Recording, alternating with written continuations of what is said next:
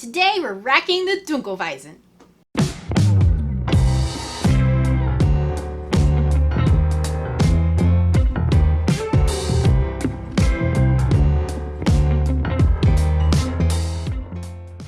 Hi, I'm Brian. I'm Derica, and you're watching City Steading Brews. Today we're racking the Dunkelweizen.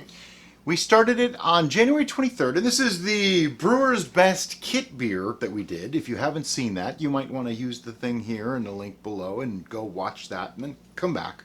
We'll wait. But anyway, so it's time to rack it. Now, this is not strictly a necessary process, okay? I just want you to know that. The instructions say to do it, so we're doing it, but beer doesn't always get racked to secondary. I'm doing it just because it says to, and because I know what'll happen. It'll be a little bit more clear, it'll have a little bit less sediment, it'll just be a little prettier overall. Plus, we get to make you another video. So, what we're going to do... Also, one word here, I'm going to interject.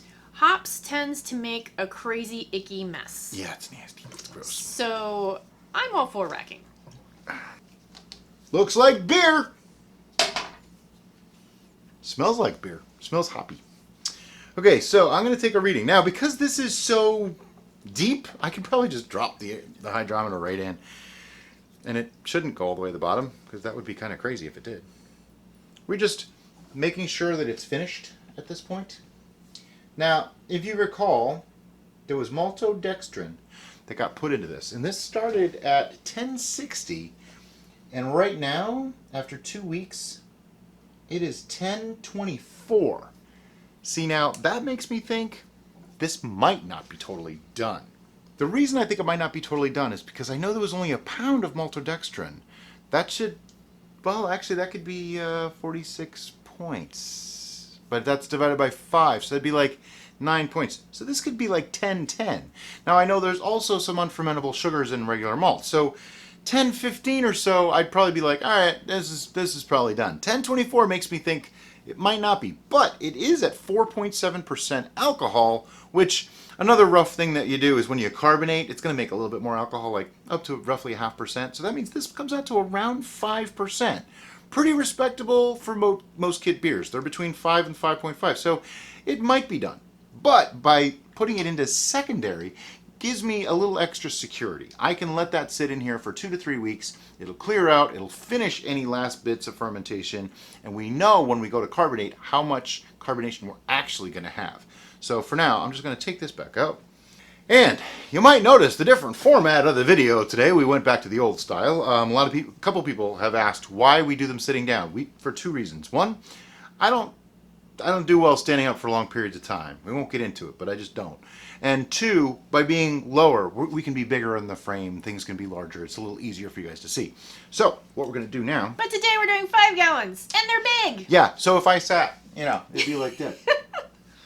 So, what we're going to do, though, is we are going to create some height differential. We're going to pull this chair out. We're going to put this guy on this chair. That way we have height. I'm just going to move this over. Now the trick at this point is we don't want to disturb the trube. It's not even lease, it's trube. Somebody got mad at me because I referred to this as must and then corrected myself as wort. Well, okay, here's the main difference. Must is fruit, wort is grain. Essentially, they are the same thing. They are starting to ferment. That's it. So, before anybody gets too mad at me. All right. Now, I don't have the end cap on this auto siphon, so some trube's going to get through. I'm going to be careful, though. Derica is just putting the other end into there, and I'm just going to get the siphoning going. This is probably not the most exciting TV you will watch all day, therefore, you won't see all of it. Alrighty. Racking is complete, and... There is definitely, it looks like peanut butter in the bottom of this. Let me see if I can show you. That's actually pretty neat.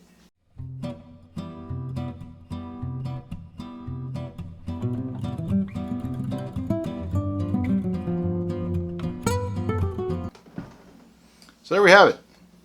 Big thing of beer. Before I do anything else, we're going to put a stopper and an airlock on this. Beer is more susceptible to infections and bad things than mead and wine. Lower alcohol content. It's not as protected. So I want to make sure that we take care of this right away. All right, so we put the airlock back in. That is sanitizer water in there. Don't use regular water. Don't use isopropyl alcohol, rubbing alcohol, stuff like that. Don't do that. Use cheap alcohol like a vodka that you don't like or a scotch that you don't like I do, or sanitizer water, okay? Now, I did take a little bit of a sample out of this because, you know, hey, I made it. I wanted to taste this. So it smells a little more hoppy than I expected. But I'm getting the rich malty notes. It's got a little bit of a caramel smell to it. Now, keep in mind, this isn't carbonated yet or anything like that. So this is just a flat beer. As, you know, it used to be drank this way. Probably tastes really good. Okay. I think with carbonation, that's going to be very nice. Yeah, this is going to be really good. It is a little more hoppy than I prefer. But I think when this gets cold, like you drink beer, some of that will tone down a little bit. So it'll probably be just fine. I am seeing a little bit of solids floating around in here, so maybe it's good to let this settle a little bit. Yeah, it's got a nice flavor. It's a little lighter than most beers that I like, but it's not bad at all.